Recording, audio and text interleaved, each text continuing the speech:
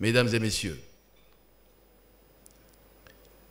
c'est avec une réelle et vive émotion que je prends la parole pour apporter une bonne nouvelle à mes compatriotes centrafricaines et centrafricains.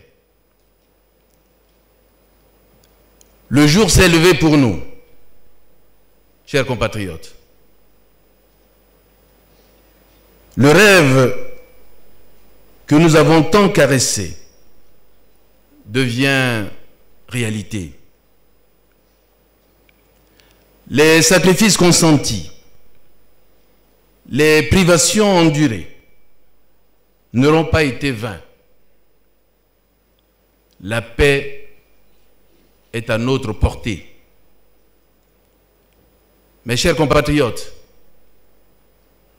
la date du 6 février 2019 sera gravée en lettres d'or et de manière indélébile dans les annales de l'histoire de la République centrafricaine. Cette date historique nous met face à nos responsabilités. Ensemble, dans la célébration de notre diversité et le respect de la différence, je vous invite à nous mettre à l'œuvre pour bâtir une République centrafricaine nouvelle, réconciliée, apaisée, ambitieuse, généreuse et dynamique. Il vous souviendra que dès ma prise de fonction le 30 mars 2016, j'ai pris l'engagement solennel de faire du retour à la paix une priorité impérative. Gagner le pari de la paix et de la sécurité était et demeure, pour moi et mon gouvernement, une très grande préoccupation. Parce qu'il est impensable de parler de développement et d'amélioration du bien-être dans un contexte troublé. En effet, dans ce nexus paix et développement, l'absence de paix demeure la contrainte majeure à laquelle nous sommes confrontés. En veillant au respect de la volonté populaire, je me suis engagé à soutenir sans réserve le processus de dialogue afin de parvenir à une paix juste et durable entre toutes les composantes du peuple centrafricain. Avec le soutien vigilant et exigeant de vous tous, mes chers compatriotes, j'ai tendu la main à nos sœurs et à nos frères des groupes armés. J'ai tendu cette main sincère pour les appeler à nous retrouver et à nous parler, car nous ne sommes pas des ennemis.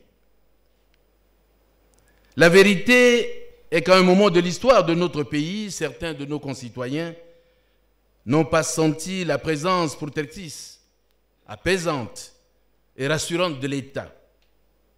Certains de nos compatriotes ont même pensé que la République les avait abandonnés, les reléguant dans des positions de citoyens de seconde zone. Aux uns et aux autres, à vous tous, mes chers compatriotes, à chacun de vous, centrafricaines et centrafricains, je veux redire avec gravité et humilité que je ne ménagerai aucun effort pour faire de la République centrafricaine notre patrimoine commun, un pays sûr pour tous et pour chacun.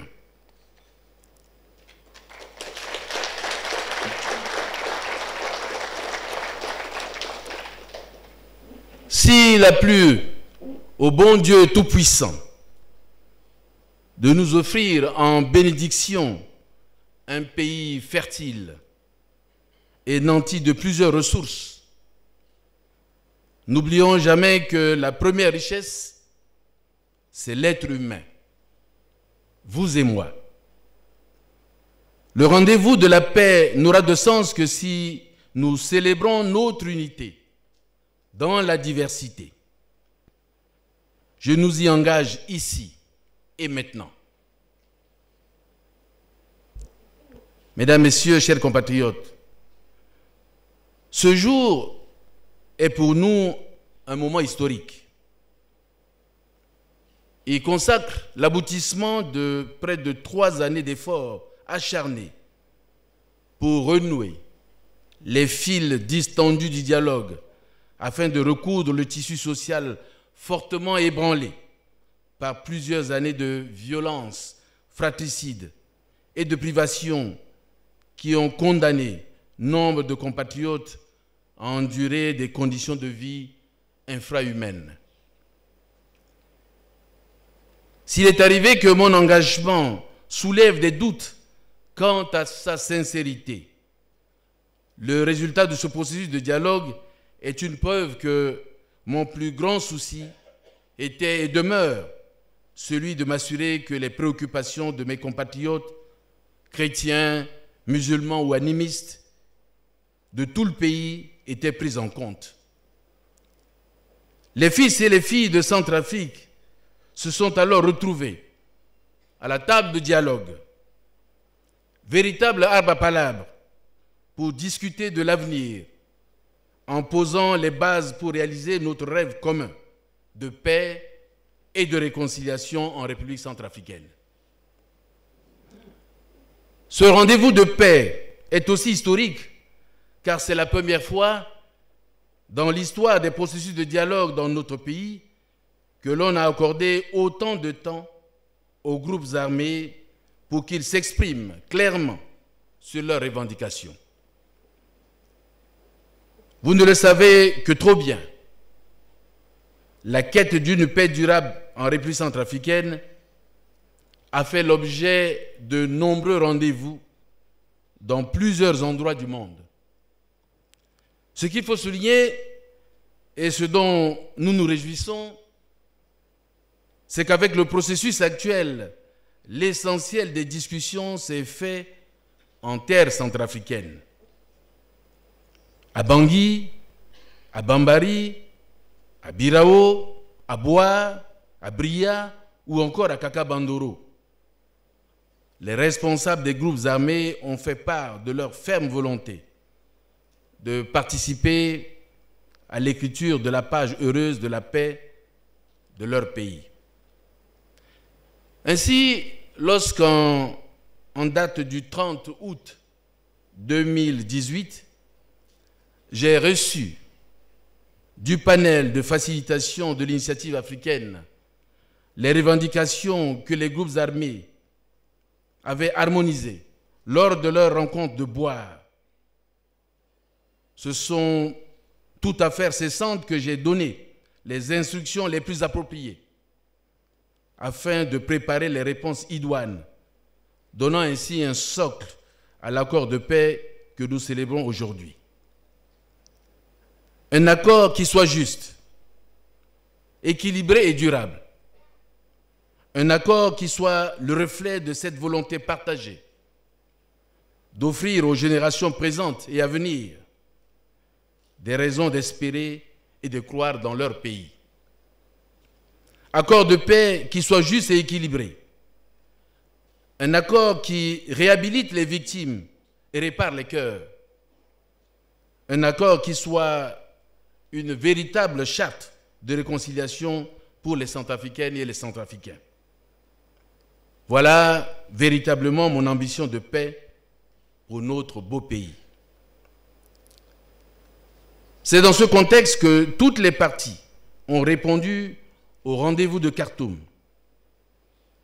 Pendant 10 jours, dans une ferveur sans nul autre pareil, tous les acteurs ont démontré leur attachement à l'obligation collective de faire cette traversée, nous délivrant de côtes de la haine,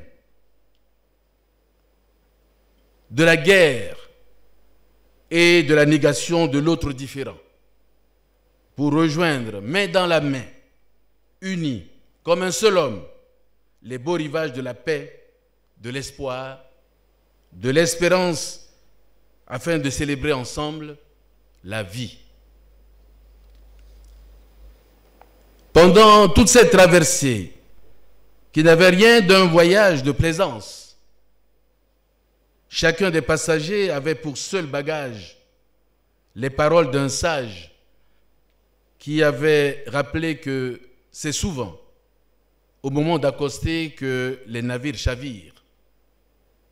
Au vu de la moisson des réflexions croisées, nous sommes plusieurs à tenter que les conseils du sage ont été entendus et suivis.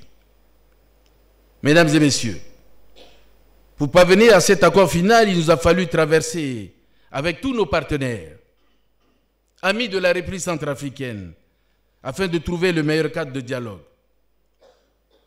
Dans un élan de générosité et de fraternité, la République sœur du Soudan nous a offert son soutien et son hospitalité. Elle a pris sur elle de nous accompagner sur le chemin de la paix, en accueillant sur son sol le dialogue intercentrafricain pour la paix et la réconciliation. Centrafricaines, Centrafricains, en votre nom et au mien propre, de manière solennelle, depuis Bangui, je renouvelle ma plus profonde gratitude à mon cher grand frère, son Excellence Omar El-Béchir, pour son appui. La nation centrafricaine lui sera éternellement reconnaissante.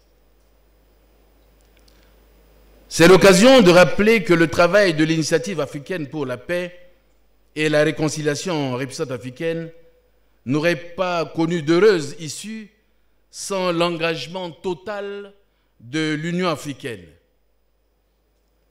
À mon frère, le président de la Commission de l'Union africaine, M. Moussa Faki Mahamat, je renouvelle ma profonde reconnaissance pour son appui aux efforts de paix en République centrafricaine.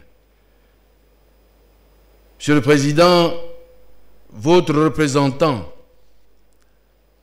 le facilitateur Ismaël Chergui, a été un digne messager de la solidarité africaine portée par l'Union africaine à l'égard de mon pays. Monsieur le commissaire Chergui, vos talents de fin négociateur ont donné à la République centrafricaine un bel accord. Je tiens à vous rendre un hommage appuyé au nom du peuple centrafricain. Ce dialogue n'aurait pas été possible sans l'appui des amis de toujours, auxquels mes plus vifs remerciements sont adressés. Appuis matériels et financiers, support technique et logistique, soutien politique et diplomatique. Rien ne nous aura fait défaut pour faire du dialogue de Khartoum le succès vécu et l'expression de la solidarité internationale.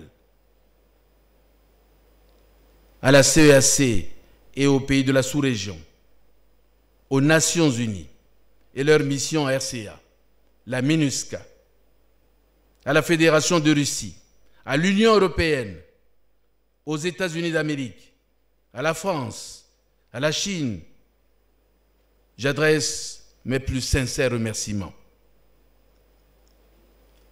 Je remercie très chaleureusement le pape François, le Saint-Père et Saint Egidio pour leur engagement à nos côtés.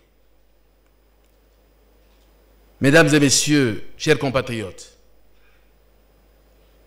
en prenant la route de Khartoum par des voies séparées, nous en sommes revenus par une seule et même voie. C'est l'expression que toutes les parties au dialogue ont pris l'engagement d'aboutir à un accord de paix qui doit être traduit dans les faits. Oui, nous n'allons pas nous dérober. Nous avons réussi à bâtir des compromis historiques à plus d'un titre. Je ne trahirai pas mon peuple. Je ne renierai pas mon serment. Je mettrai toutes mes énergies pour que l'accord de paix conclu à Khartoum et signé à Bangui soit mis en œuvre.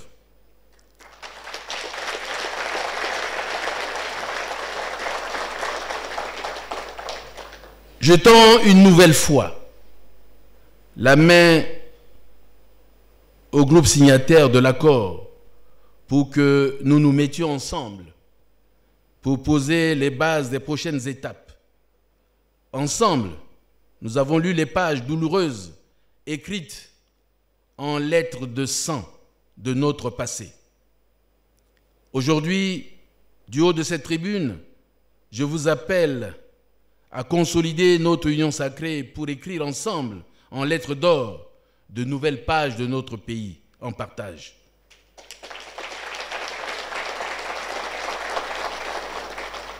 De nouvelles pages d'une fraternité et d'une dignité retrouvée pour la paix et la prospérité des générations présentes et à venir. Dans les meilleurs délais, nous devions nous retrouver pour que les premiers actes concrets soient posés sur la nouvelle voie de la paix. Pour cela, les prochaines semaines m'offriront l'opportunité de me rendre en province pour porter la bonne nouvelle de la paix à mes compatriotes.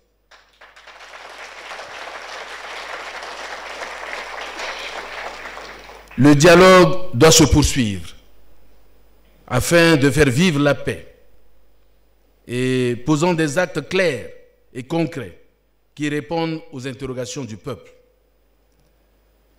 En ce qui concerne la question politique, je souhaite qu'ensemble nous posions les bases solides d'une nouvelle gouvernance inclusive à tous les niveaux. Pour ce faire, nous allons nous investir pour garantir des niveaux élevés de capacité, de compétences et d'intégrité des acteurs. En plus de cela, et de manière concrète, il sera mis en avant, notamment, la conduite diligente du processus d'adoption du Code sur les collectivités locales, dont la mise en œuvre va nous permettre d'élargir la base de participation aux affaires publiques de toutes les parties prenantes à l'accord, en assurant que la décentralisation participe davantage à affermir le rêve d'une nation plurielle, d'un pays uni et d'un peuple solidaire, partageant une communauté de destin. C'est dans cet esprit que nous pensons faire de la différence positive afin de corriger les carences d'un passé dont les effets pervers nous hantent encore aujourd'hui. Le renouvellement du cadre de gouvernance politique nous recommande de disposer d'un cadre référentiel mettant clairement en exergue les indicateurs de bonne gouvernance qui constitueront le tableau de bord de tous les dirigeants, de la base au sommet, soit largement partagés afin d'accroître de manière objective l'exigence de redevabilité des agents et autres mandataires publics. Dans l'idée de renforcer l'ancrage démocratique dans notre pays, à travers la modernisation de la vie et de l'espace politique, nous travaillerons à redynamiser le cadre de fonctionnement des partis politiques afin qu'ils soient aussi des vecteurs de promotion des droits de l'homme et de la culture de la paix, pour que l'unité centrafricaine soit une réalité dans la diversité des opinions et des sensibilités. C'est dans ce sens que nous lancerons le travail de réflexion sur la manière d'offrir aux dignitaires une place décente dans la société centrafricaine, notamment en mettant en place le statut qu'il sied de conférer aux anciens chefs d'État.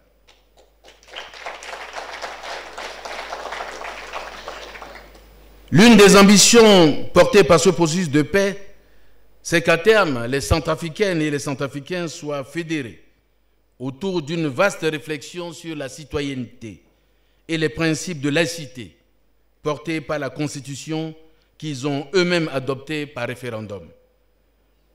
Cette discussion sur les sujets de la citoyenneté, de la laïcité et de la protection des minorités constitue une opportunité pour que les acteurs de tous les horizons se conviennent sur les actions et autres mesures à mettre en œuvre pour améliorer le cadre légal et réglementaire en s'assurant que les lois régissant le fonctionnement des institutions en République centrafricaine soient expurgées de toute disposition pouvant sembler consacrer une quelconque pratique discriminatoire.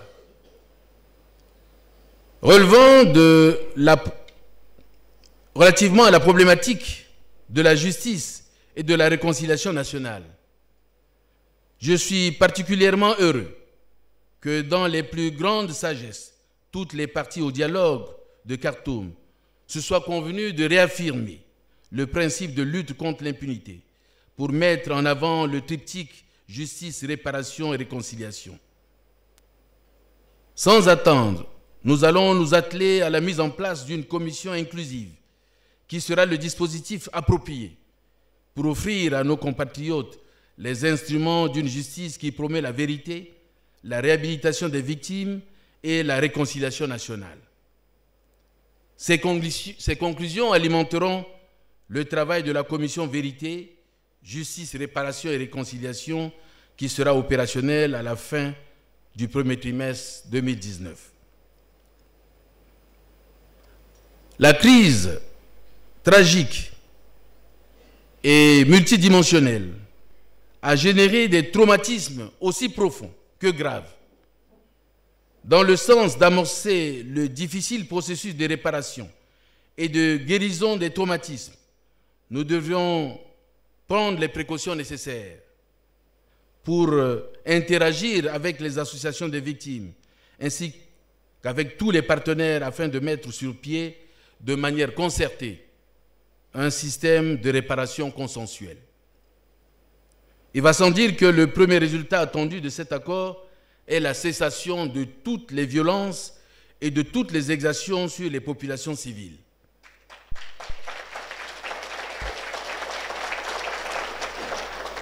Ainsi, sur le chapitre des questions de paix et de sécurité, le gouvernement de la République centrafricaine travaillera d'arrache-pied avec les autres parties à l'accord pour que soient mises réellement en œuvre toutes les dispositions concernant la cessation des violences et l'effectivité du programme national de DDRR, dont nous allons revisiter les organes de gestion et de mise en œuvre. C'est à ce prix qu'il nous sera possible de créer les meilleures conditions permettant à nos compatriotes déplacés et réfugiés de regagner leur foyer et de reprendre leur place pour s'adonner aux activités de développement. Cette heureuse cérémonie m'offre l'heureuse opportunité de me réjouir du fait que, pour la première fois, l'accord de paix donne une solution à la situation d'insécurité liée au mouvement de bétail du fait de la transhumance qui générait de plus en plus de violences dont sont victimes les populations civiles. Avec les partenaires et les pays voisins, cette question sera dorénavant prise en charge de manière appropriée. Quant aux problèmes de nature économique, l'accord aujourd'hui signé doit permettre de cesser les violences, d'instaurer un climat de paix et de s'atteler aux travaux de reconstruction et de développement dans le souci constant d'assurer une juste rétribution des richesses nationales. Notre vœu le plus ardent, c'est que toutes les parties se conviennent à accélérer la mise en œuvre du plan de relèvement et de consolidation de la paix en République centrafricaine, RCPCA, qui a été conçu dans une démarche inclusive pour offrir à chaque préfecture et sous-préfecture, ainsi qu'aux arrondissements de Bangui, des projets de développement. Nous devons viser l'objectif du minimum vital commun en travaillant de sorte que dans chacune des 16 préfectures de notre pays, nous lancions urgemment des projets de développement et d'infrastructures socio-collectives de base. C'est dans ce sens que, dans les jours à venir, j'engagerai les responsables appropriés à mettre en place un programme d'urgence de réhabilitation des communautés à la base à travers les chantiers d'infrastructures socio-collectives de base dans chaque préfecture, marchés, centres de santé, points d'eau, écoles, etc.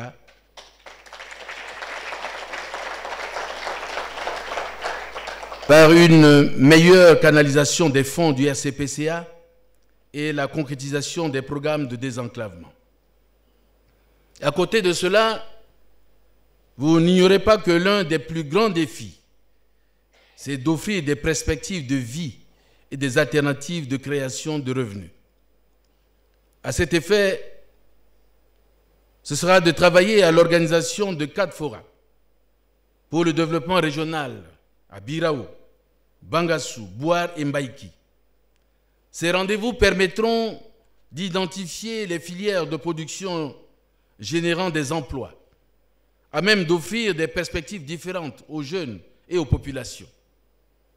L'on peut parler des filières fruits et légumes, les filières viande et lait, les filières gomme arabique ou noix de karité dans le nord-est, etc. Certes, je viens de présenter de manière succincte les actions prioritaires que je compte mettre en œuvre pour soutenir la mise en œuvre de l'accord que nous venons de sceller définitivement. Je veux matérialiser les premiers des engagements que le gouvernement a pris dans le cadre de cet accord, tant les attentes de mes compatriotes sont immenses. En effet, le dialogue pour la paix en République centrafricaine de Khartoum ne saura être un succès complet si nous n'apportons pas des réponses urgentes et concrètes à certaines questions bien spécifiques. C'est la seule façon de vaincre le scepticisme de ceux qui annoncent déjà l'échec de cet accord. Mesdames et messieurs, chers compatriotes, je lance un vibrant appel à toutes les autres parties à l'accord pour que nous ne perdions point de temps pour le mettre en œuvre et que nous ne ménagions aucun effort pour en assurer le succès. Le peuple centrafricain nous regarde, les partenaires de la République centrafricaine nous observent et l'histoire nous jugera sévèrement si nous manquions à nos responsabilités.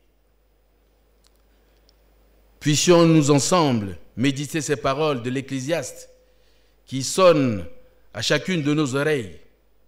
Oui, chers compatriotes, il y a un temps pour tout. Prenons la responsabilité historique d'ouvrir ce temps de la concorde, de la fraternité et la paix, dans l'unité retrouvée, la dignité restaurée, de nous engager dans le travail commun de reconstruire et de relèvement de notre pays, la République centrafricaine, en partage. Afin que le rêve de Boganda devienne réalité dans une République centrafricaine qui sache éduquer, nourrir, vêtir, loger et soigner tous ses enfants. Que Dieu bénisse la République centrafricaine, je vous remercie.